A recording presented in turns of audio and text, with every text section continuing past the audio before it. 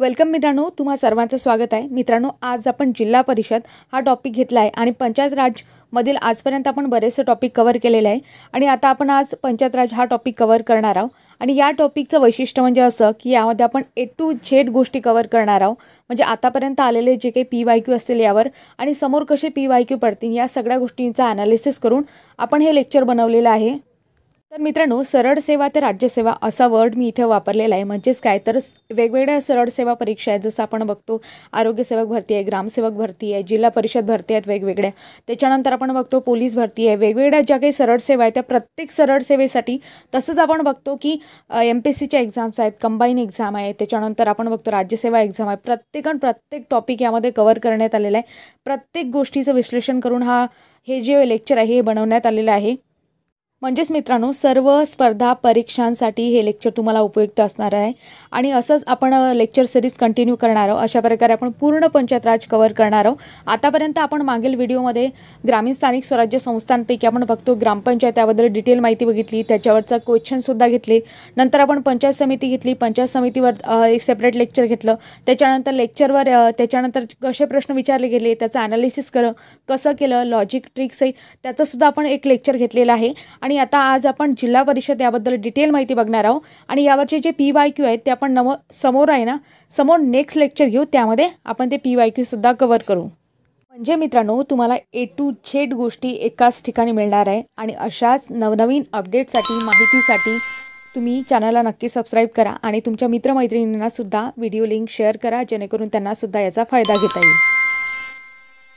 आणि महत्त्वाची गोष्ट म्हणजे मित्रांनो, जे काही लेक्चर लिंक असतील ते मी तुम्हाला कमेंट बॉक्समध्ये टाकून देईल, जेणेकरून तुम्हाला तिथे टच करून त्या लेक्चरवर पोहोचता येईल। चला तर मित्रांनो, आता तुमचा जास्त वेळ न घेता आपण आज जिल्हा परिषद या टॉपिकला सुरुवात करूया। तर मित्रांनो, एक बेसिक स्ट्रक्चर म्हणून मी तुम्हाला सांगितलं होतं की ग्रामीण स्थानिक स्वराज्य संस्था आहेत। तर ग्रामीण स्थानिक स्वराज्य संस्थांमध्ये कोणकोणत्या गोष्टी मोडतात, तर त्यामध्ये आपण बघतो ग्रामपंचायत आहे गाव पातळीवर, पंचायत समिती आहे गट पातळीवर आणि जिल्हा परिषद जिल्हा स्तरावर। आणि आज आपण जिल्हा परिषदबद्दल डिटेल माहिती बघणार आहोत। तर मित्रांनो, आपण बघतो आपल्या महाराष्ट्रामध्ये एकूण किती जिल्हे आहेत? 36 जिल्हे आहेत, बरोबर। मग एकूण 36 जिल्ह्यापैकी आपण बघतो की 34च जिल्हा परिषदा अस्तित्वात आहेत। मग 34 जिल्हा परिषदा का, 36 का नाही? कारण आपण बघतो मुंबई आहे आणि मुंबई उपनगर आहे, या दोन जिल्ह्यांमध्ये जिल्हा परिषदा अस्तित्वात नाहीत। म्हणून मित्रांनो, एकूण आपल्या महाराष्ट्रामध्ये 36 जिल्ह्यांपैकी एकूण 34 जिल्हा परिषदा अस्तित्वात आहेत। आता हा प्रश्न मी तुमच्यासाठी सोडते की महाराष्ट्रामध्ये मुंबई आहे आणि मुंबई उपनगर आहे, यांना जिल्हा परिषदा अस्तित्वात का नाही? या प्रश्नाचं उत्तर कमेंटमध्ये देण्याचा प्रयत्न करा। आणखी मित्रांनो, मुंबई उपनगर आहे आणि मुंबई शहर आहे याबद्दल एक इंटरेस्टिंग गोष्ट तुमच्यासाठी की मुंबई उपनगरामधून मुंबई शहर वेगळं झालं की मुंबई शहरामधून मुंबई उपनगर वेगळं झालं, हे तुम्हाला कमेंट बॉक्समध्ये सांगायचं आहे। तसंच ते केव्हा वेगळं झालं म्हणजे ते डेट आणि तारीख तुम्हाला सांगायचे। तसंच त्यावेळेस कोण मुख्यमंत्री होते ज्यावेळेस हे वेगळे झाले, मुंबईमधून मुंबई शहर किंवा मुंबई शहरामधून मुंबई उपनगर, कोण कशातून वेगळं झालं हे कमेंटमध्ये सांगायचं आहे। त्यावेळेस मुख्यमंत्री कोण होते आणि त्यावेळेची दिनांक तारीख काय आहे ते सुद्धा तुम्हाला कमेंट बॉक्समध्ये सांगायचं आहे। तर मित्रांनो, आपण इथे जिल्हा परिषदबद्दल बघत होतो। तर मागचे जे व्हिडिओ झाले त्यामध्ये मी तुम्हाला सांगितलं ग्रामपंचायत होतं, मी तुम्हाला सांगितलं होतं ग्रामपंचायत आहे तर ग्रामपंचायतीला वेगवेगळ्या राज्यामध्ये वेगवेगळ्या नावाने ओळखतात। तसंच आपण बघितलं होतं पंचायत समिती आहे, पंचायत समितीला वेगवेगळ्या राज्यांमध्ये वेगवेगळ्या नावाने ओळखतात। तसंच आपण बघतो मित्रांनो, जिल्हा परिषदसुद्धा आहे आणि जिल्हा परिषदेला सुद्धा वेगवेगळ्या राज्यांमध्ये वेगवेगळ्या नावाने ओळखतात आणि यावर प्रश्न पडतात। मग मित्रांनो, आपल्याला हे डिटेलमध्ये पाहायचं आहे। तर आपण बघतो तर महाराष्ट्र आहे, गुजरात आहे, पश्चिम बंगाल आहे, उत्तर प्रदेश आहे, हरियाणा आणि बिहार। काय सांगितलं मी? महाराष्ट्र, गुजरात, पश्चिम बंगाल, उत्तर प्रदेश, हरियाणा आणि बिहार यामध्ये जिल्हा परिषद नावानेच ओळखतात, जिल्हा परिषदेला जिल्हा परिषद नावानेच ओळखतात। पण आसाममध्ये महाकामा परिषद हे विचारलं गेलेलं आहे आणि कारण काय, हे त्याची काही स्पेशालिटी आहे। आसाममध्ये काय म्हणतात? जिल्हा परिषदेला महाकामा परिषद असं म्हणतात। आता समोर पाहू, जिल्हा विकास परिषद असं कुठे म्हटलं जाते? तामिळनाडू आहे, कर्नाटक आहे, जम्मू काश्मीर। म्हणजे दक्षिणोत्तर आणि डायरेक्ट वरचं एक स्टेट ते म्हणजे जम्मू काश्मीर आणि खालचे दक्षिण येतील तामिळनाडू आणि कर्नाटक, तेथे काय म्हणतात? जिल्हा विकास परिषद असं जिल्हा परिषदेला म्हटलं जाते। तर मित्रांनो, असा सुद्धा प्रश्न पडू शकतो की जिल्हा परिषद आहे, मग जिल्हा परिषदेची स्थापना कोणत्या कायद्यानुसार झालेली आहे, कोणत्या कायद्यातील तरतुदीनुसार झालेली आहे, ते कोणतं कलम आहे? तर लक्षात ठेवा, महाराष्ट्र जिल्हा परिषद पंचायत समिती कायदा आहे 1961 मधील, हा जिल्हा परिषदांना सुद्धा लागू आहे आणि पंचायत समिती यांना सुद्धा लागू आहे, म्हणून कंबाईन आहे, म्हणून आपण म्हणतो त्याला महाराष्ट्र जिल्हा परिषद आणि पंचायत समिती कायदा 1961. पण पर्टिक्युलर जिल्हा परिषदेसाठी कोणती कलम आहे, तर कलम 6 नुसार प्रत्येक जिल्ह्यासाठी एक जिल्हा परिषदेची तरतूद करण्यात आलेली आहे. म्हणून आपण बघतो की प्रत्येक जिल्ह्यासाठी एक जिल्हा परिषद असते, त्याचे काही वेगवेगळे निकष असतात, त्यानुसार जिल्हा परिषद स्थापन केली जाते. तर मित्रांनो, आता मला सांगा, इथे जिल्हा परिषदेबद्दल मी तुम्हाला सांगितलं, मग मला सांगा याच कायद्यानुसार पंचायत समिती आहे ते कोणत्या कलमानुसार स्थापन केली जाते हे तुम्हाला कमेंट बॉक्समध्ये सांगायचं आहे. तसंच आणखी एक प्रश्न, आता मागचं सुद्धा आपण कव्हर करू, त्यामध्ये मला सांगा ग्रामपंचायत आहे, ग्रामपंचायतची जी काही रचना आहे किंवा ग्रामपंचायत स्थापनेचे जे काही निकष आहेत ते निकष कोणत्या कायद्यानुसार, कोणत्या तरतुदीनुसार, म्हणजे कोणत्या कलमेनुसार स्थापन करता येते आपल्याला ग्रामपंचायत, ते सुद्धा तुम्हाला कमेंट बॉक्समध्ये सांगायचं आहे. म्हणजे आपण अशा प्रकारे मागची सुद्धा रिव्हिजन करत जाऊ. मित्रांनो, इथे काही महत्त्वाच्या गोष्टी आहेत त्या आपण कव्हर करू. याची जी स्थापना आहे ते प्रत्येक जिल्ह्यासाठी आहे, हे मी तुम्हाला सांगितलं. तरतुदीनुसार कोणता कायदा, महाराष्ट्र जिल्हा परिषद पंचायत समिती कायदा 1961 मधील कलम 6 नुसार आपण जिल्हा परिषदेची स्थापना प्रत्येक जिल्ह्यासाठी करत असतो. मग मित्रांनो, जिल्हा परिषद स्थापन करण्याचे अधिकार कुणाला, राज्य शासनाला. पंचायत समिती स्थापन करण्याचे अधिकार कुणाला आहेत हे कमेंट बॉक्समध्ये सांगा. तसंच ग्रामपंचायत स्थापन करण्याचे अधिकार कुणाला आहेत हे सुद्धा कमेंट बॉक्समध्ये सांगा, म्हणजे जेणेकरून मागची रिव्हिजन आपण करत जाऊ. आता मी तुम्हाला सांगते की सर्वात मोठी जिल्हा परिषद कोणती आहे, अहमदनगर. त्यामध्ये 85 सदस्य आहेत जवळजवळ. हे आकडे आहेत, ते रेंज आहे, ते बदलू शकते, वेगवेगळ्या पुस्तकांमध्ये वेगवेगळा रेफरन्स मिळू शकते. तुमच्याकडे जर वेगळा रेफरन्स असेल तर कमेंट बॉक्समध्ये नक्की सांगत जा.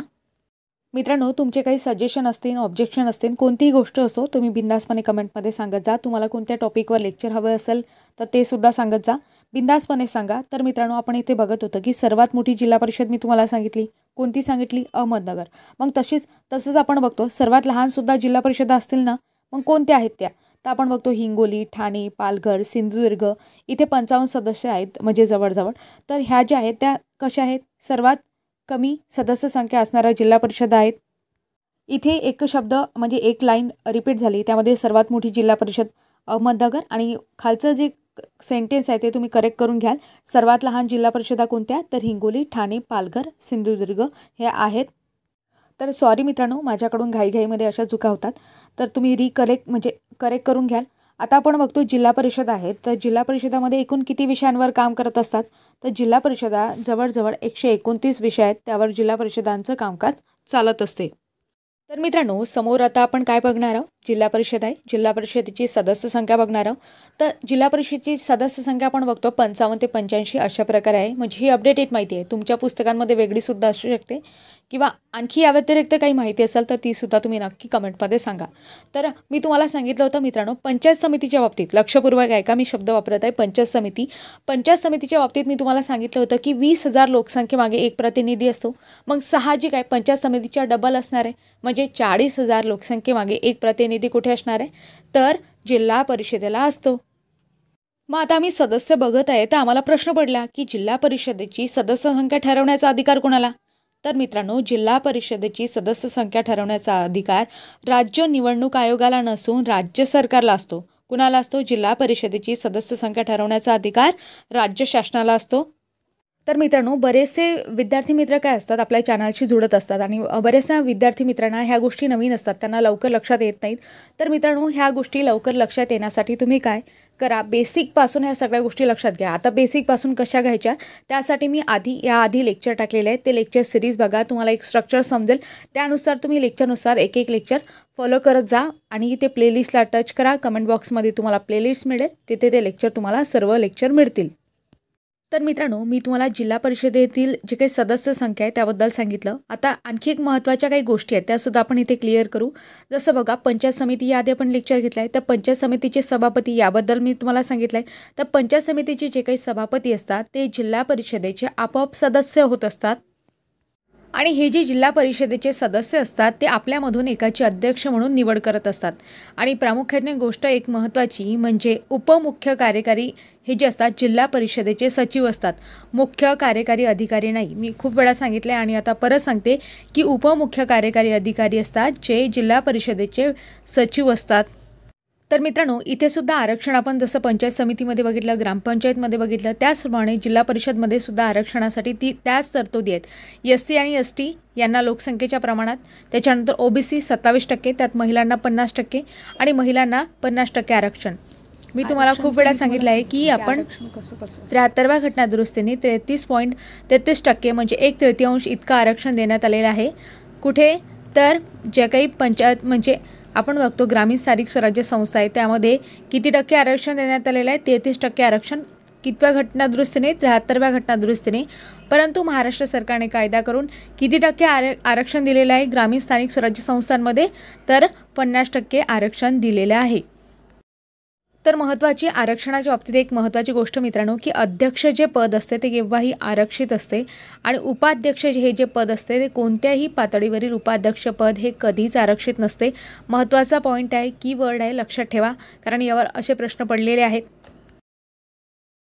समोर मित्रांनो आपण कार्यकाळ बघणार आहोत। कार्यकाळ आपण बघतो की पहिल्या बैठकीपासून 5 वर्ष असा कार्यकाळ असतो आणि यामध्ये जर मुदतपूर्व विसर्जन करायचं म्हटलं तर त्याचे अधिकार कोणाला असतात, राज्य शासनाला असतात। आणि जिल्हा परिषदेचे जर विसर्जन झालं तर 6 महिन्याच्या आत निवडणुका घेणे काय असते, बंधनकारक असते। तर मित्रांनो समोर आपण निवडणूक याबद्दल बघणार आहोत। तर मित्रांनो समोर आता जिल्हा परिषद अध्यक्षांची निवड कशी होते, उपाध्यक्षांची निवड कशी होते ते आपण बघणार आहोत। आता निवडणूक झाली तर सदस्य निवडून आले हे आपल्याला समजलं।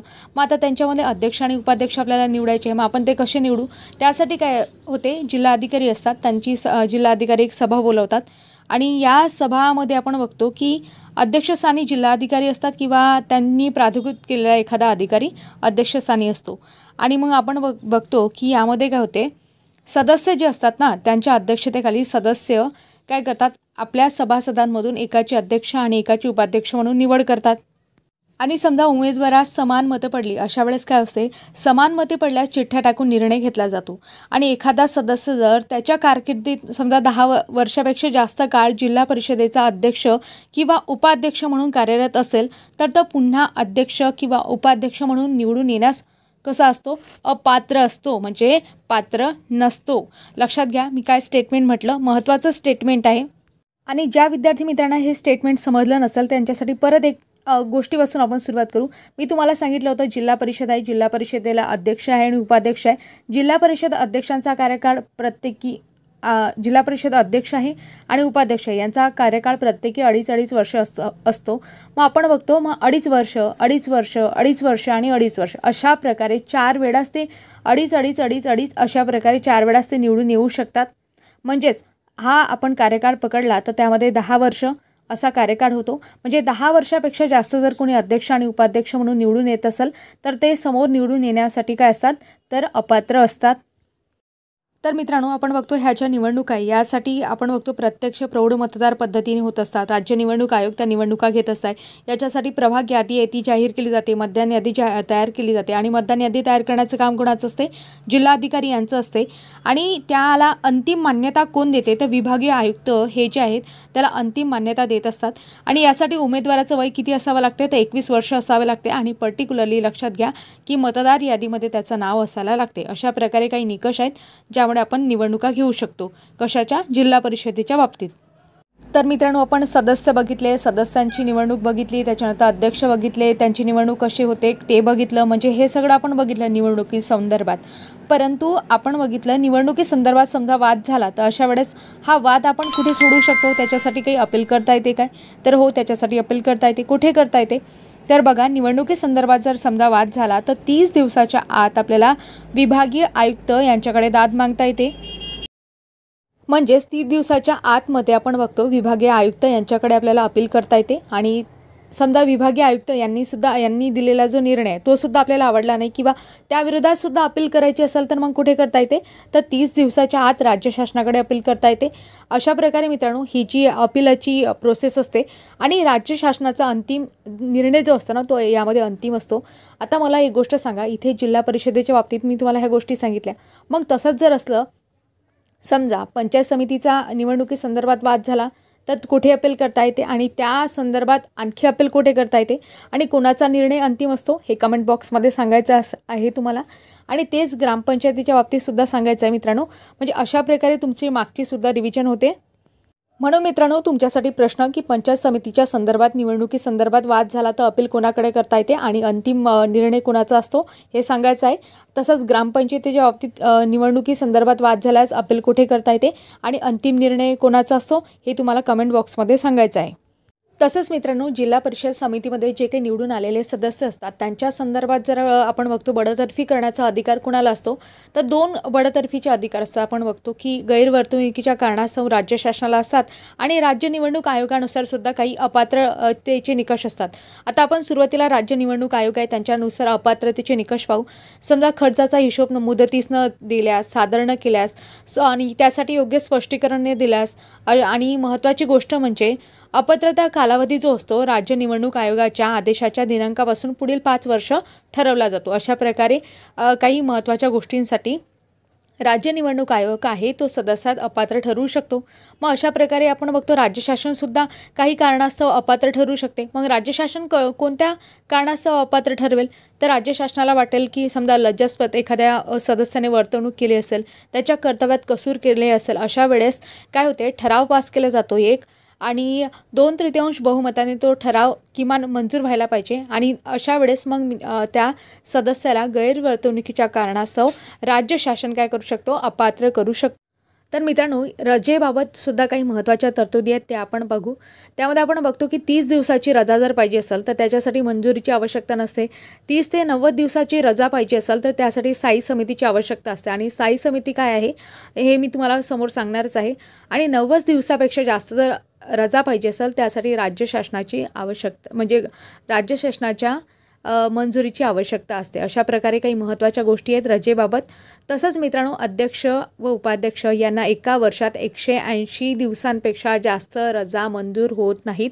म्हणजे 180 दिवस म्हणजे 6 महिन्यापेक्षा जास्त रजा मंजूर होत नाही असं सुद्धा तुम्हाला उलटून पालटून प्रश्न विचारू शकतात. तसेच मित्रांनो, आता समोर आपण मानधन भेटत असते. आपल्याला माहिती आहे जे अध्यक्ष आणि उपाध्यक्ष पदावर असतात त्यांना म्हणजे मानधन भेटत असते. आता मानधन कोणाला किती भेटते अंदाजे आपण बघतो की जिल्हा परिषद अध्यक्ष आहे त्यांना 20,000 रुपये प्रति महिना प्लस भत्ते अशा प्रकारे मानधन असते. जिल्हा परिषद आणि उपाध्यक्ष असतात त्यांना 16,000 रुपये प्रति महिना प्लस भत्ते असं मानधन असते आणि जिल्हा समित्यांचे जे काही सभापती असतात त्यांना 12,000 रुपये प्रति महिना प्लस भत्ते अशा प्रकारे मानधन असते. तर मित्रांनो, हा जो डेटा आहे हा जुना आहे, यामध्ये अपडेटेड माहिती असू शकते आणि तुमच्याकडे असेल तर ती नक्की कमेंटमध्ये सांगा. मित्रांनो, अशा प्रकारे आपण जिल्हा परिषद अध्यक्ष, सदस्य, उपाध्यक्ष यांच्याबद्दल सगळी डिटेल माहिती बघितली. आता समजा यांच्या विरोधात अविश्वास ठराव मांडायचा असेल तर तो कसा मांडला जातो आणि त्याची प्रोसेस काय असते ते एकदा समजून घेऊ. बघा, अविश्वास ठराव जर मांडायचा असेल तर त्याच्यासाठी तरतूद आहे. तरतूद कुठल्या कायद्यानुसार आहे हा प्रश्न पडू शकतो. तर मित्रांनो, अविश्वास ठराव आहे त्याची प्रोसेस आपण समजून घेऊ. आणि अविश्वास ठराव कोणत्या कायद्याअंतर्गत मांडला जातो असा प्रश्न पडतो. मी तुम्हाला सांगितलं महाराष्ट्र जिल्हा परिषद आणि पंचायत समिती कायदा आहे 1961 नुसार ही जी तरतूद आहे ते करण्यात आलेली आहे. मग याच्यासाठी काय असतं नेमकं, 1/3 सदस्य काय करतात जिल्हाधिकाऱ्यांकडे विशेष सभेची लेखी मागणी करतात. तुम्हाला प्रश्न पडू शकतो लेखी मागणी करतात तोंडी करतात, तर साहजिक आणि लॉजिकल गोष्ट आहे मित्रांनो की लेखी मागणी करणार आहेत तर लेखी मागणी करतात. मग ती नोटीस जाते 7 दिवसाच्या आत जिल्हाधिकारी विशेष सभेची नोटीस काढतात. नंतर आपण बघतो की त्यामध्ये सभेचा अध्यक्ष कोण असतो. ज्यावेळेस अविश्वासाचा ठराव मांडला जातो त्यावेळेस सभेचा अध्यक्ष कोण असतो असा प्रश्न तुम्हाला पडू शकतो किंवा म्हणजे तुम्हाला तर पडणारच आहे पण अशा परीक्षेमध्ये प्रश्न विचारू शकतात. तर बघा, सभेचा अध्यक्ष जे असतात ना ते अध्यक्षस्थान कोणाचे असते जिल्हाधिकारी. आणि जिल्हाधिकारी समजा नसतील त्यांना काही काम वगैरे काही गोष्ट कुठली वेगळी गोष्ट असेल तर बघा त्यांच्या अनुपस्थितीमध्ये कोण असतात, किमान उपजिल्हाधिकारी दर्जाचा तरी अधिकारी असावा लागतो. मग जिल्हाधिकारी यासाठी प्राधिकृत अधिकारी नेमतात पण तो कसा असावा लागतो, किमान सांगितलेला शब्द महत्त्वाचा आहे. किमान उपजिल्हाधिकारी दर्जाचा अधिकारी असावा लागतो. आणि याच्यासाठी मग ठराव होता. मग ठरावास मंजुरी आपण बघतो. समजा पुरुष सदस्य असेल आणि स्त्री सदस्य असेल तर पुरुष सदस्य असेल तर 2/3 बहुमताने तो ठराव काय होतो तर पास होतो. नंतर आपण बघतो स्त्री सदस्य असतील तर त्यांच्या बाबतीत 3/4 एवढं बहुमत पाहिजे असते तेव्हा कुठे त्या ठरावास मंजुरी मिळते. तर मित्रांनो, महत्त्वाचा पॉईंट आहे की हा जो ठराव आहे अविश्वासाचा ठराव आहे तो कधी मांडता येत नाही म्हटलं मी नाही शब्दाकडे लक्ष द्या.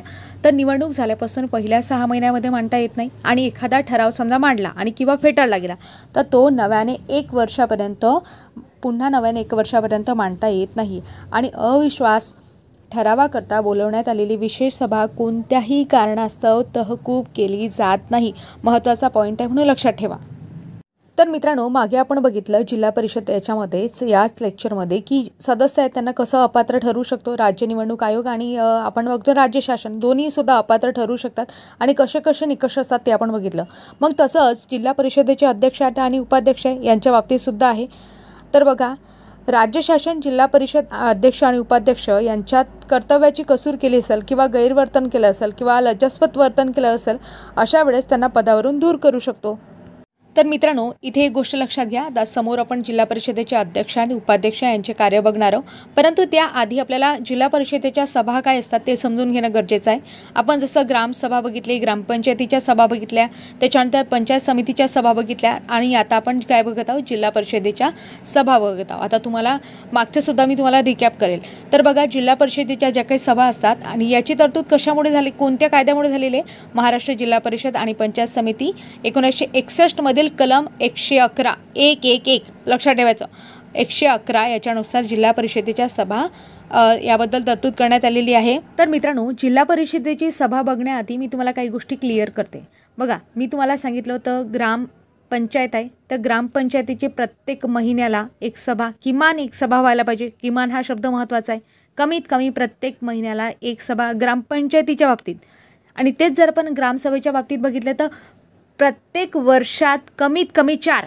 मी इथं काय शब्द विचारला, प्रत्येक वर्षामध्ये कमीत कमी 4 सभा व्हायला पाहिजेत आणि त्या 4 सभांची डेट तुम्हाला कमेंट बॉक्समध्ये सांगायचं आहे की ग्रामसभा कोणत्या दिवशी व्हायला पाहिजेत आणि कधी व्हायला पाहिजेत. म्हणजे ते डेट तुम्ही नक्की सांगा. म्हणजे मी तुम्हाला त्या डेट पर्टिक्युलर सांगितल्या होत्या.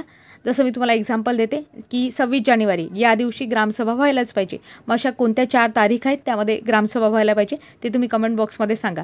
त्याच्यानंतर आपण पंचायत समिती बघितली होती मित्रांनो. पंचायत समितीमध्ये मी तुम्हाला सांगितलं होतं वर्षभरात किमान 12 म्हणजे प्रत्येक महिन्याला 1 असा क्रायटेरिया आहे. तर अशी तरतूद आहे. म्हणून पंचायत समितीच्या किती सभा व्हायला पाहिजेत वर्षभरामध्ये, किमान 12 आणि प्रत्येक महिन्याला 1. म्हणजे तुम्ही जास्तीत जास्त कितीही घेऊ शकता पण कमीत कमी 1 व्हायला पाहिजे. आणि तसंच मित्रांनो, आपण जिल्हा परिषदेच्या बाबतीत बघितलं तर जिल्हा परिषदेच्या ज्या काही सभा आहेत त्या किती, 3 महिन्यातून किमान 1 सभा. इथं काय प्रश्न विचारला आहे, इथं काय सांगितलं आहे स्टेटमेंट की 3 महिन्यातून किमान 1 सभा जिल्हा परिषदेची व्हायला पाहिजे. आता मित्रांनो, मी तुम्हाला एवढं चांगलं एक्सप्लेनेशन केलं, तुम्हाला समजलं असेल मी अशी अपेक्षा करते. आणि या तर्कावर आधारित एक इंटरेस्टिंग प्रश्न विचारते. बघा, ज्यांना उत्तर जमलं त्यांना हा पूर्ण सार समजला असं मी तुम्हाला समजेल. आता प्रश्न खूप इंटरेस्टिंग आहे, लक्षपूर्वक आहे मित्रांनो. पंचायत राजच्या सिरीजचा हा एक सार प्रश्न तुमच्यासाठी की ग्रामसभा प्रत्येक 3 महिन्यातून किमान एकदा तरी ग्रामसभा व्हायला पाहिजे. तर मित्रांनो, हे जे स्टेटमेंट मी तुम्हाला सांगितलं हे स्टेटमेंट फक्त तुम्ही कमेंटमध्ये सांगा बरोबर आहे का, तर का बरोबर आहे, आणि चूक असेल तर का चूक आहे. तर हे स्टेटमेंट तुम्हाला सांगायचं आहे. मी तुम्हाला स्टेटमेंट काय सांगितलं की किमान 3 महिन्यातून 1 ग्रामसभा व्हायला पाहिजे. हे स्टेटमेंट कसं आहे ते तुम्ही कमेंटमध्ये सांगा. तर मित्रांनो, आपण येथे काय बघितलं, जिल्हा परिषदेच्या सभा बघितल्या आणि त्याबद्दल माहिती घेतली डिटेलपणे. आता समोर आपण अध्यक्ष आणि उपाध्यक्ष यांचे कार्य याबद्दल पाहू. तर लक्षात ठेवा मित्रांनो, जिल्हा परिषदेचे जे काही अध्यक्ष असतात ते स्थायी समितीचे पदसिद्ध अध्यक्ष असतात. हे जे स्टेटमेंट आहे ते आधी परीक्षेमध्ये जसंच्या तसं पडलेलं आहे म्हणून महत्त्वाचं स्टेटमेंट आहे म्हणून लक्षात घ्या. आता जिल्हा परिषदेचे अध्यक्ष वेगवेगळ्या सभांना हजर राहतात आणि तेच त्याचे अध्यक्ष स्थान भूषवत असतात. मग आता समजा जिल्हा परिषदेचे अध्यक्ष अनुपस्थित असतील तर त्यांच्या अनुपस्थितीमध्ये कोण अध्यक्षस्थान भूषवतो, तर उपाध्यक्ष भूषवतील. आणि समजा अध्यक्ष पण नाहीत आणि उपाध्यक्ष पण नाहीत, मग आता काय, मग अशा वेळेस काय असते, जिल्हा परिषदेचे जे काही सदस्य असतात त्यामधून एकाची अध्यक्ष म्हणून निवड केली जाते. म्हणजे अशा प्रकारे सभेचे अध्यक्षस्थान कोण भूषवत असते हा जो डेटा आहे आणि हे जे माहिती आहे तुमची क्लिअर झाली असेल. तर मित्रांनो, जिल्हा परिषदेचे अध्यक्ष आणि उपाध्यक्ष यांच्या कार्याबद्दल आपण बघितलं. मग पर्टिक्युलरली अध्यक्षांच्या कार्याबद्दल बघितलं तर यांचं जे असते ते राज्य शासनाला जे काही सोपवलेले कर्तव्य असतात ते पार पाडणे, मुख्य अधिकाऱ्याने जो काही गोपनीय अहवाल दिलेला आहे तो लिहिणे, विभागीय आयुक्तांना सादर करणे. त्याच्यानंतर आपण बघतो की प्रशासनावर नियंत्रण ठेवणे आणि कागदपत्र तपासणे वगैरे, निर्णय ठराव आहे त्यांची अंमलबजावणी करणे, हे सगळे महत्त्वाचे कार्य कोणाचे असतात, अध्यक्षांचे असतात. आणि मित्रांनो, असंच जर आपण बघितलं की जिल्हा परिषदेचे सुद्धा काही महत्त्वाचे कार्य आहे आणि अधिकार आहे, हे म्हणजे आपण आता अध्यक्षांचे कार्य आणि अधिकार बघितले. आता जिल्हा परिषदेचे आपण अधिकार आणि कार्य यामध्ये पाहू. तर बघा, जिल्हा परिषदेच्या विकासाच्या कामांना योजनांना मंजुरी देणे, त्याच्यानंतर काय म्हणते की कोणत्याही सभेमध्ये अधिकारी कर्मचारी यांना बोलावणे, त्यांच्याशी संबंधित विषयावर सल्ला देणे. तसंच आपण बघतो स्थायी समिती आहेत, वेगवेगळे विषय समिती आहेत, त्यांच्याकडून माहिती मागून घेणे. कर्मचारी वर्ग आहे, त्यांच्यावर शासकीय नियंत्रण ठेवणे. त्याच्यानंतर आपण बघतो की स्थानिक संपत्ती आहे, त्याचा अधिकाधिक उपयोग करून घेण्याच्या दृष्टीने विविध योजना तयार करणे, योजना राबवणे. शासनाने जे काही कामं सोपवली आहे त्यांच्यामध्ये आपले कर्तव्य पार पाडणे. तसं आरोग्य आहे, शिक्षण आहे, सामाजिक, आर्थिक, सांस्कृतिक वेगवेगळ्या प्रकारच्या कामांचे आयोजन करून त्याद्वारे योजना राबवणे. जिल्हा निधीतून आपण बघतो की ज्या काही विषय समित्या असतील किंवा त्यांच्याशी संबंधित ज्या काही योजना असतील त्यांची अंमलबजावणी करणे. त्याच्यानंतर जंगम मालमत्ता आहे, स्थावर मालमत्ता आहे, याबाबत संपादन करणे. आता इथे एक महत्त्वाची आणि अतिशय महत्त्वाची गोष्ट म्हणजे जिल्हा परिषदेने केलेल्या कोणत्याही ठरावामध्ये बदल करता येत असतो, परंतु हा बदल करण्यासाठी काय करावं लागते की जिल्हा परिषदेच्या एकूण सदस्याच्या किमान 50% सदस्यांच्या बहुमताने तो ठराव मंजूर होणे आवश्यक असते आणि हा ठराव बदलला जातो किंवा रद्दही करता येतो. हे महत्त्वाची गोष्ट आहे मित्रांनो, म्हणून मी तुम्हाला इथे सांगितली. अशा प्रकारे आपण जिल्हा परिषदेचे कार्य आणि अधिकार याबाबत माहिती घेतली. तसंच मित्रांनो, कोणतीही जिल्हा परिषदेची सभा असो त्याच्यासाठी किमान गणपूर्ती आवश्यक असते. मग गणपूर्ती किती असावी लागते, तर प्रत्येक सभेचं कामकाज सुरू होण्यासाठी किमान एकूण सदस्यांच्या किमान 1/3 सदस्य तरी हजर पाहिजे असतात. आणि मित्रांनो, गणपूर्तीच्या बाबतीत आपण बघितलं तर गणपूर्ती एकदा झाली की समजा आणि त्याच्यानंतर सभा तहकूब केली तर पुन्हा त्याच्यासाठी गणपूर्तीची आवश्यकता नसते. आणि गणपूर्ती असताना देखील जिल्हा परिषद सदस्यांच्या बहुमताने संमतीने सर्वसाधारण सभा तहकूब करता येते. महत्त्वाच्या गोष्टी आहेत ज्या मी तुम्हाला सांगितल्या. तर मित्रांनो, आता समोर आपण जिल्हा परिषदेच्या उत्पन्नाची साधने याबद्दल बघणार आहोत. बघा, जिल्हा परिषदेचं स्वतःचं काही उत्पन्न नसते, तर त्यामध्ये काय काय उत्पन्न असते. शासनाकडून प्राप्त होणारे अनुदाने असतात. राज्य शासन विकास कामांसाठी 75% अनुदान येते. हे स्टेटमेंट असंच लक्षात घ्या की राज्य शासन विकास कामांसाठी किती टक्के अनुदान देत असते, तर 75% अनुदान देत असते. त्याचप्रमाणे मित्रांनो, जिल्हा परिषद आहे, जिल्हा परिषद गुंतवणुकीवर मिळवणारं जे काही व्याज असते त्यातून त्याला उत्पन्न मिळत असते. तसंच वेगवेगळ्या प्रकारचे कर आहे, फी आकारत असते, बक्षिसेसुद्धा मिळतात जिल्हा परिषदेला, देणग्या असतात, पाणीपट्टी आहे, यात्रा कर आहे, वेगवेगळ्या प्रकारचे बाजार कर आहे, तसंच इमारती आहे म्हणजे घरे यांच्यावर टॅक्स लावत असते, त्याच्यामधून निघणारा जो काही कर उत्पन्न असते ते सुद्धा. तसंच जमीन कर आहे. अशा प्रकारचे वेगवेगळे कर यातून जिल्हा परिषदेला उत्पन्न मिळत असते. तसंच आपण आणखी बघतो की राज्य शासन एकूण जमीन महसुलापैकी काय म्हणत आम्ही, राज्य शासन एकूण जमीन महसुलापैकी 70% रक्कम जिल्हा परिषदेला देत असते आणि त्यापैकी 30% रक्कम जिल्हा परिषद ग्रामपंचायतींना देते. म्हणून लक्षात घ्या, महत्त्वाच्या गोष्टी आहे. हे स्टेटमेंट सगळे महत्त्वाचे आहेत म्हणून नोट करून घ्या. आता मित्रांनो, समोर आपल्याला जिल्हा परिषदेचे अंदाजपत्रक आहेत त्याबद्दल बघायचं आहे. मी फक्त इथे स्टेटमेंट लिहिलेलं आहे, म्हणजे एक हेडिंग लिहिलेली आहे. आता बाकीची माहिती मी तुम्हाला तोंडी सांगते. तर या अंदाजपत्रकामध्ये आपण बघतो की जिल्हा परिषदेतील सर्व ज्या काही पंचायत समित्यांच्या अंदाजपत्रकाचा सुद्धा त्यामध्ये काय होतो, समावेश होत असतो. आणि त्याच्यानंतर जिल्हा परिषद स्वतःचे पुढील वर्षासाठीचे अंदाजपत्रक काय करते, तयार करते. जिल्हा परिषद आपल्या सभेमध्ये या अंदाजपत्रकामध्ये आवश्यक असल्यास दुरुस्त्या करते किंवा दुरुस्तीशिवाय मान्य करते. आणि स्थायी समिती हे कोण मान्य करत असते, स्थायी समिती हे सगळं मंजूर करत असते. म्हणून आपण बघतो जिल्हा परिषदेची अतिशय महत्त्वाची समिती कोणती असते, तर स्थायी समिती आहे. समोर मी तुम्हाला सांगतेच, जिल्हा परिषदेचे मंजूर केलेले जे काही अंदाजपत्रक आहे ते राज्य शासनाने जो काही टाईम दिलेला असेल त्या तारखेपर्यंत राज्य शासनाकडे पाठवावं लागते. आणि ते जर त्यांनी पाठवलं नाही तर मग अशा वेळेस कोण पाठवतं, तर जे मुख्य कार्यकारी अधिकारी असतात ते शासनाकडे तो म्हणजे जे काही तारीख सांगितली असेल, दिनांक सांगितले असेल त्या दिनांकापर्यंत पाठवतात. आणि राज्य शासनाला वाटलं तर तसं ते स्वीकार करेल, एक तर मग त्याच्यामध्ये बदल करण्यास सांगेल किंवा जसं आहे तसं ते स्वीकार करेल. अशा प्रकारे अंदाजपत्रक असते. तर मित्रांनो, इथे एक गोष्ट लक्षात घ्या की जिल्हा परिषदेची तपासणी करायची आहे किंवा त्याचं परीक्षण करायचे आहे, त्याचे अधिकार कोणाकडे असतात. लेखापरीक्षण जर म्हटलं तर महालेखापाल यांच्याकडे अधिकार, आणि कार्यालयीन तपासणी म्हटले तर विभागीय आयुक्त यांच्याकडे अधिकार. दोन्ही गोष्टी वेगळ्या आहेत. मी परत सांगते की लेखापरीक्षण करायचं असलं तर अधिकार कोणाकडे, महालेखापालकडे, आणि कार्यालयीन तपासणी करायची असेल अशा वेळेस अधिकार कोणाकडे, विभागीय आयुक्तांकडे. आणि मित्रांनो, मी तुम्हाला आधी सांगितलेला हा पॉईंट समोरचा की जिल्हा परिषदेचं मुदतपूर्व विसर्जन करू शकतो, कोण करू शकतं, राज्य शासन करू शकतं आणि ते अधिकार राज्य शासनाला आहेत. तर मित्रांनो, समोर आपल्याला जिल्हा निधी आहे याबद्दल बघायचं आहे. तर प्रत्येक जिल्ह्याला एक जिल्हा निधी उपलब्ध झालेला असतो आणि जिल्हा परिषदेच्या उत्पन्नाचा त्यामध्ये समावेश असतो. जिल्हा निधीतून रक्कम काढण्याचा अधिकार जो असतो तो कोणाला असतो असा प्रश्न विचारला जाऊ शकते. तर मुख्य कार्यकारी अधिकारी असतात त्यांना हा निधी काढण्याचा अधिकार असतो आणि 1000 पेक्षा जास्तीची रक्कम जर काढायचं असेल तर ते धनादेशाद्वारे म्हणजे चेकद्वारे काढता येते. तर मित्रांनो, समोरची अतिशय महत्त्वाची गोष्ट म्हणजे जिल्हा नियोजन समिती आणि जिल्हा नियोजन समितीवर प्रश्न हमखास पडतो आणि अतिशय महत्त्वाची समिती आहे. त्याला डिस्ट्रिक्ट प्लॅनिंग कमिटी असं म्हणतात. तर आपण बघतो संविधानातील अनुच्छेद 243Z(D) नुसार प्रत्येक राज्य जिल्हा स्तरावर जिल्हा नियोजन समितीची स्थापना करेल आणि 74व्या घटनादुरुस्तीने जिल्हा नियोजन समितीला घटनात्मक दर्जा प्राप्त झालेला आहे. ही अतिशय महत्त्वाची गोष्ट आहे मित्रांनो. 73व्या घटनादुरुस्तीने नाही, मी खूप वेळा सांगितलं आहे, 74व्या घटनादुरुस्तीने जिल्हा नियोजन समिती आहे तिला काय तर घटनात्मक दर्जा प्राप्त झालेला आहे. आणि महत्त्वाची गोष्ट म्हणजे जिल्ह्याची लोकसंख्या किती असेल तर त्यामध्ये आपण डिस्ट्रिक्ट प्लॅनिंग कमिटी आहे म्हणजे DCP त्याची संख्या ठरवू शकतो. समजा 20 लाखापर्यंत लोकसंख्या असेल तर त्यामध्ये DCPमध्ये किती लोक असतील तर 30. नंतर आपण बघतो म्हणजे सदस्य संख्या किती असेल तर 30 असेल. नंतर आपण बघतो 20 ते 30 लाखापर्यंत लोकसंख्या असेल जिल्ह्याची तर 40 DCP सदस्य असतील. नंतर आपण बघतो की जिल्ह्याची लोकसंख्या 30 लाखापेक्षा जास्त असेल अशा वेळेस DCPमध्ये किती सदस्य संख्या असते 50. अशा प्रकारे त्याची रचना आहे. तर मित्रांनो, ही जी जिल्हा नियोजन समिती आहे आता मी तुम्हाला सांगितलं संविधानातील अनुच्छेद 243Z(D) नुसार याची प्रत्येक राज्यासाठी राज्यस्तरावर नियोजन समितीची स्थापना करेल अशी तरतूद करण्यात आलेली आहे. परंतु आणखी एक महत्त्वाची गोष्ट म्हणजे की पहिल्यांदा आपण बघतो महाराष्ट्रामध्ये जिल्हा नियोजन समिती कायदा 1998 लक्षात ठेवा, जिल्हा नियोजन समिती कायदा 1998 नुसार 15 मार्च 1999 रोजी पहिल्यांदा जिल्हा नियोजन समितीची स्थापना करण्यात आली.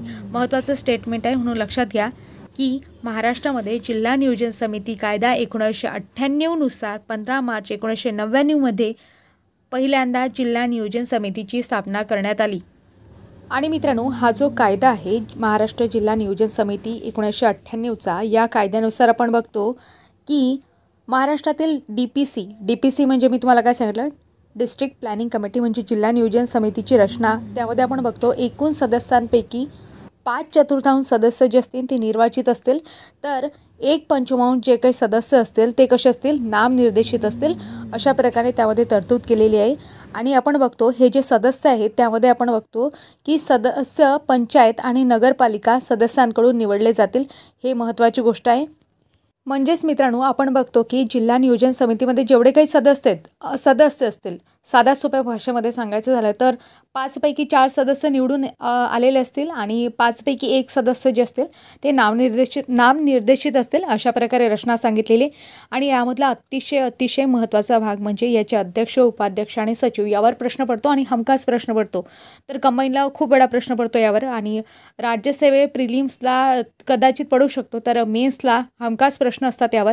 तर बघा मित्रांनो, अध्यक्ष जे असतात तर जिल्हा नियोजन समितीचे ते जिल्ह्याचे पालकमंत्री असतात. म्हणजे त्या जिल्ह्याचा कोणीही पालकमंत्री असो ते त्याचे अध्यक्ष असतात. तर उपाध्यक्ष कोण असतात विभागीय आयुक्त हे जिल्हा नियोजन समितीचे उपाध्यक्ष असतात. आणि सचिव कोण असतं हे सुद्धा विचारतात तर जिल्हा अधिकारी आहे ते जिल्हा नियोजन समितीचे सचिव असतात.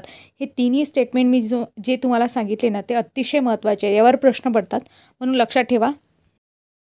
अशा प्रकारे मित्रांनो आपण जिल्हा नियोजन समिती आहे त्याबद्दल डिटेल माहिती बघितली. आता समोर आपल्याला काय करायचं आहे जिल्हा परिषदेच्या विषय समित्या आहेत वेगवेगळ्या त्या आपल्याला अभ्यासाच्या आहेत. मित्रांनो, मी तुम्हाला इथे जिल्हा परिषदेच्या ज्या काही विषय समित्या आहेत त्याबद्दल काही महत्त्वाचे फॅक्ट सांगणार आहे ते लक्षपूर्वक आहे का. आता बघा, प्रत्येक जिल्हा परिषदेमध्ये प्रशासकीय सोयीसाठी विविध विषय समित्या असतात त्यांची तरतूद करण्यात आलेली आहे.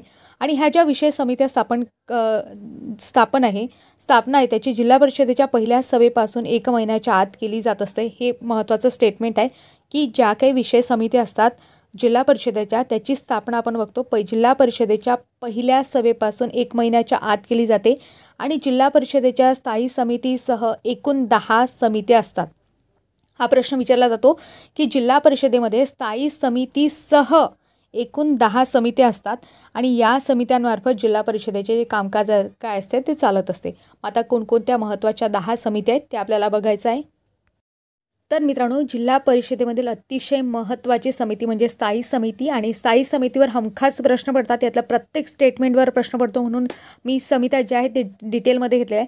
बघा, जिल्हा परिषदेची सर्वात महत्त्वाची समिती म्हणून स्थायी समितीला ओळखले जाते आणि याचे अध्यक्ष कोण असतात? जिल्हा परिषदेचे अध्यक्ष असतात. तेच त्याचे पदसिद्ध काय असतात? अध्यक्ष असतात. मी तुम्हाला आधीच स्टेटमेंट सांगितलेलं आहे.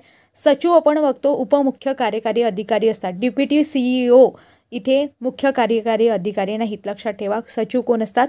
उपमुख्य कार्यकारी अधिकारी असतात. पदसिद्ध सचिव म्हणून त्यांना स्थायी समितीचं ओळखले जाते. आता यामध्ये रचनासुद्धा आहे. रचनेवर सुद्धा राज्यसेवा मेन्सला प्रश्न पडलेले आहेत. लक्षात ठेवा की 1+13 म्हणजे 1 त्यामध्ये अध्यक्ष आणि 13 सदस्य अशा प्रकारे स्थायी समितीची रचना असते.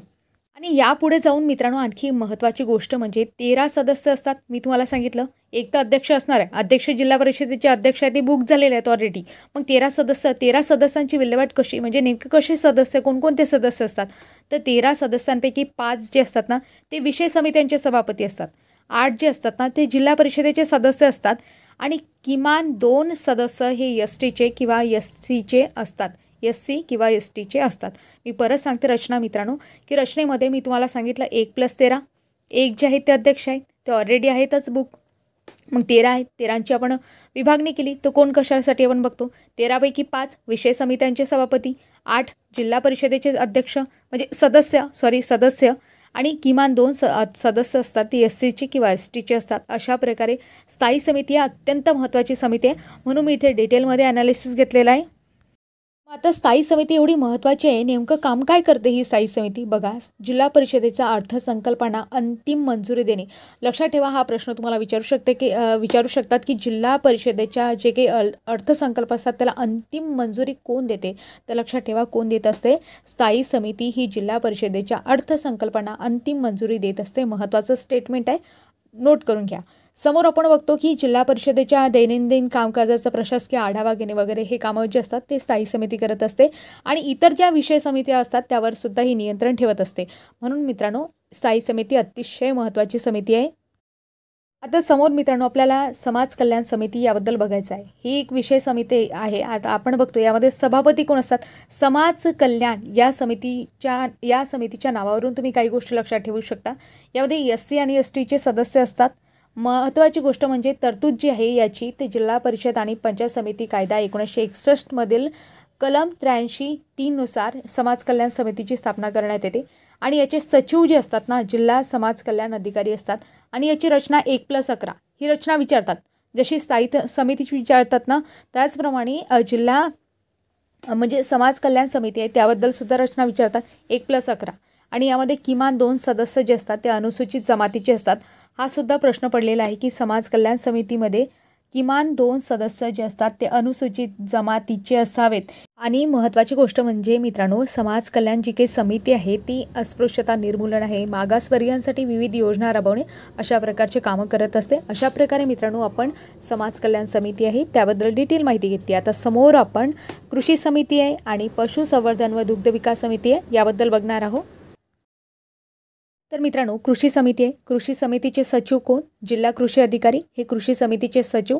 यामध्ये रचना आपण बघितली 1+10 अशा प्रकारे रचना असते आणि कार्य आपण बघतो की काय असतात. गोदाम व्यवस्था आहे, पीक स्पर्धा राबवणे, अवजारांचे वाटप करणे, बी बियाण्यांचे वाटप करणे अशा प्रकारचे कार्य जे आहे ते कृषी समिती राबवत असते. आता समोर आपण बघतो पशुसंवर्धन व दुग्ध विकास समिती आहे. पशुसंवर्धन आणि दुग्ध विकास समिती आहे त्याचे सचिव कोण असतात? तर जिल्हा पशुसंवर्धन अधिकारी असतात आणि रचना 1+8. लक्षात ठेवा मित्रांनो, स्थायी समितीमध्ये 1+13, समाज कल्याण समितीमध्ये 1+11, कृषी समितीमध्ये 1+10 आणि पशुसंवर्धन व दुग्ध विकास समितीमध्ये 1+8 अशा प्रकारची रचना असते. मी मागचे सुद्धा तुम्हाला रिकवर केलं. आता आणखी एक महत्त्वाचं स्टेटमेंट ज्यामध्ये मी प्रश्न टाकला होता की कृषी समिती आणि पशुसंवर्धन समिती आहे म्हणजे कृषी समिती व पशुसंवर्धन आणि दुग्ध विकास समिती या दोन्ही समित्यांचा सभापती साधारणपणे एकच असतो. महत्त्वाचं स्टेटमेंट आहे. तर मित्रांनो, अशा प्रकारे आपण कृषी समिती आणि पशुसंवर्धन व दुग्ध विकास समिती याबद्दल माहिती घेतली. लक्षात ठेवा, हे स्टेटमेंट मी तुम्हाला सांगितलं ते की या समित्यांचा सभापती साधारणपणे एकच असतो. आता समोर आपण वित्त समिती आणि शिक्षण समिती याबद्दल बघणार आहोत। वित्त समिती बघा, सभापती कोण असतात? जिल्हा परिषद उपाध्यक्ष। वित्त समितीचे सभापती कोण? जिल्हा परिषद उपाध्यक्ष। आणि सचिव कोण? मुख्य लेखा व वित्त अधिकारी असतात। 1+8 अशी रचना असते, म्हणजे पशुसंवर्धन व दुग्ध विकास समितीमध्ये आपण 1+8 बघितली रचना, तशी वित्त समितीमध्ये 1+8 अशी रचना असते। तसंच आपण बघतो शिक्षण समिती आहे, तर शिक्षण समितीमध्ये सभापती कोण असतात? जिल्हा परिषद उपाध्यक्ष। लक्षात ठेवा, जिल्हा परिषद उपाध्यक्ष हे शिक्षण समितीचे कोण असतात? सभापती असतात। सचिव जे असतात, सचिव आपण बघतो मित्रांनो, जिल्हा शिक्षणाधिकारी हे शिक्षण समितीचे सचिव। तर मित्रांनो, सचिव तुम्ही लक्षात ठेवू शकता, वित्त समितीवरून वित्त समितीचे वित्त अधिकारी, शिक्षण समितीवरून शिक्षणाधिकारी, आणि त्याची रचना 1+8 अशी रचना आहे। तर लक्षात ठेवा, 3 गोष्टींची 3 वित्त समित्यांची आतापर्यंत 1+8 रचना झाली। त्यामध्ये शिक्षण समिती, वित्त समिती आणि पशुसंवर्धन व दुग्ध विकास समिती यामध्ये 1+8 अशी रचना आपण बघितली। आता समोर आपण वेगळ्या समित्या आहेत त्यांचा सुद्धा अभ्यास करू। तर मित्रांनो, समोरची महत्त्वाची समिती आहे सार्वजनिक बांधकाम समिती आणि सार्वजनिक आरोग्य समिती। तर बघा, सार्वजनिक बांधकाम समितीमध्ये 1+8 अशी रचना असते, तसंच सार्वजनिक आरोग्य समितीमध्ये सुद्धा 1+8 अशीच रचना असते। सार्वजनिक समिती असतात, त्याचे सचिव, कार्यकारी अभियंता आणि बांधकाम विभाग हे असतात। तर सार्वजनिक आरोग्य समिती आहे, तिचे सचिव, जिल्हा आरोग्य अधिकारी हे असतात। मित्रांनो, आपल्याला 9वी आणि 10वी सुद्धा समिती बघायची आहे। त्यामध्ये आपण बघतो महिला व बाल कल्याण समिती आहे, हिची स्थापना 1992 मध्ये झाली। ही डेट विचारली आहे म्हणून इथे सांगितलं। त्याच्यानंतर सभापती आपण बघतो की जिल्हा परिषदेचे महिला सदस्य असतात, तेच त्याचे काय असतात? तर सभापती असतात। आणि सचिव आपण बघतो की महिला आणि बाल कल्याण अधिकारी जे असतात ते महिला आणि बाल कल्याण समितीचे सचिव असतात। तर मित्रांनो, यामध्ये आपण बघतो 1+8 अशी रचना असते। आता मित्रांनो, ज्या काही सिमिलर गोष्टी असतील त्या तुम्ही कमेंट बॉक्समध्ये सांगण्याचा प्रयत्न करा।